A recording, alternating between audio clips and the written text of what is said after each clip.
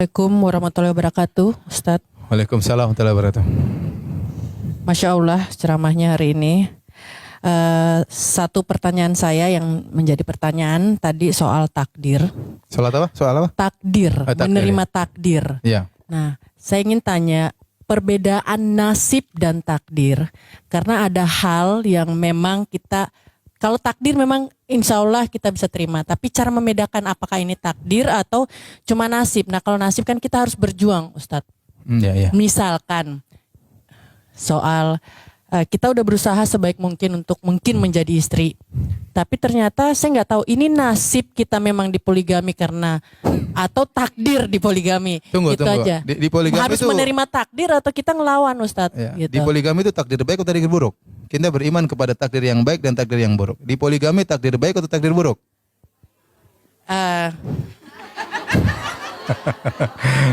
Taib, saya ngerti Ya pertanyaannya. itu oke. Jadi begini, sebenarnya itu istilah ya. Mau dikatakan nasib, mau dikatakan takdir, tapi yakinlah semua yang terjadi sudah digariskan. Yang timbul pertanyaan adalah bagaimana kita menghadapinya. Bukan berarti kalau kita ditakdirkan kemudian kita pasrah, enggak. Kita berusaha menjalani dengan yang baik. Contoh, saya ditakdirkan sakit. Bukan berarti saya pasrah, ya sudah mati nggak usah ke dokter, enggak. Saya ditakdirkan sakit dan saya harus menjalani sesuai syariat, yaitu berusaha berobat. Maka saya berusaha ya melakukan yang terbaik. Karena saya tidak tahu takdir berikutnya apa. Sekarang saya ditakdirkan sakit. Apakah saya ditakdirkan berikutnya mati atau sehat, saya tidak tahu. Tapi saya sebagai orang yang sakit dianjurkan untuk apa? Berobat. Kata Nabi SAW, tadawau. Berobatlah wahai hamba-hamba Allah. Wala tadawu bil haram. Jangan berobat dengan yang haram. Contoh sekarang saya ditakdirkan ternyata dipoligami. Suami saya tahu-tahu nikah istri kedua. Sudah, nggak bisa saya lawan. Ini sudah ditakdirkan. Tapi bagaimana? Apakah akan berlanjut poligami ini? Ataukah saya akan bahagia? Ataukah saya sengsara? Saya berusaha menjalani dengan yang terbaik.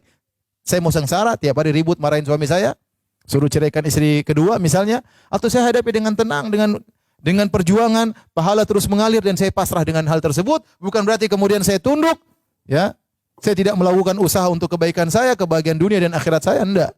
Tetap berusaha menghadapi semua yang digariskan Allah dengan baik. Ya. Karena kita tidak tahu takdir berikutnya apa. Kita tidak tahu, ya. Kita tidak tahu takdir berikutnya. Jadi apapun ya, banyak mungkin ada yang dipoligami, mungkin dia susah menderita.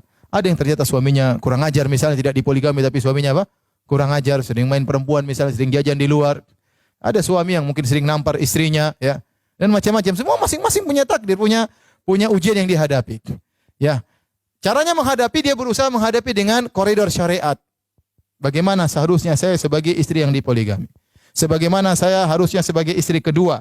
Apa yang harus saya lakukan sebagai istri yang pertama menurut syariat karena saya mencari keridhaan Allah Subhanahu wa taala. Suami juga diingatkan kamu harusnya bagaimana sebagai seorang suami yang baik. Kalau saya sedang diuji dengan sakit, seharusnya saya sebagai orang yang sakit bagaimana? Apakah saya ngeluh-ngeluh, saya marah-marah atau saya berobat sambil bersabar?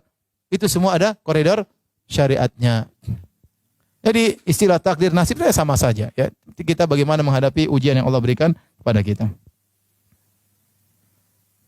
Contoh, ada seorang wanita dipoligami.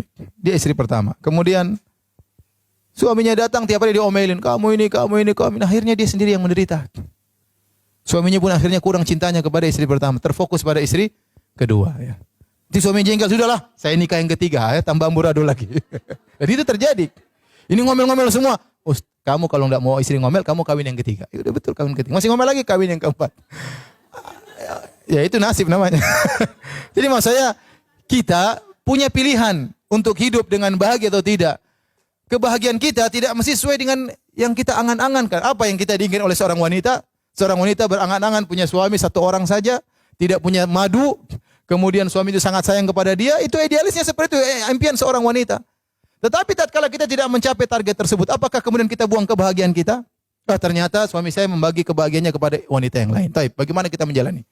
Mau hidup tiap hari menangis, ribut, bertengkar? Atau kita menjalani sudahlah, saya terima, saya tetap melayani suami saya manfaatkan waktu kalau suami saya lagi sama istri yang kedua, saya bisa ngaji, saya bisa hafal Quran, saya bisa berzikir. Ya suami saya sudah biar saya lagi libur 3 hari, kamu sama istri yang lain ya. Seperti itu. Tinggal kita bagaimana manage apa yang kita alami. Ini semua teori ibu-ibu ya, sabar. Intinya sabar. Saya katakan saya tidak tahu ada ujian terberat bagi seorang wanita seperti ujian di poligami. Tapi itu kejadian, mau diapain? Ya.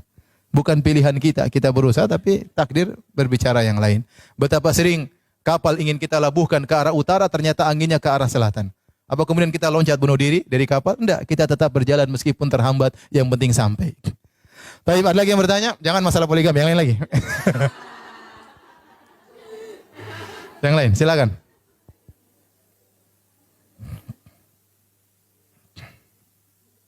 Jadi ada cerita, ada seorang wanita, dia jengkel, jadi suaminya poligami. Akhirnya dia kabur dari rumah.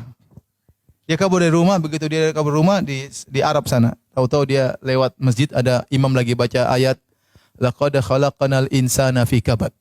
Sungguh kami ciptakan manusia dalam kepayahan. Subhanallah. Manusia dalam kepayahan. Apakah sebagai istri pertama, istri kedua? Kalau enggak akan diuji dengan ujian yang lain, diuji oleh anak-anaknya, suaminya, kadang diuji oleh orang tuanya sendiri, kadang diuji dalam pekerjaannya. Demikian manusia, Allah kasih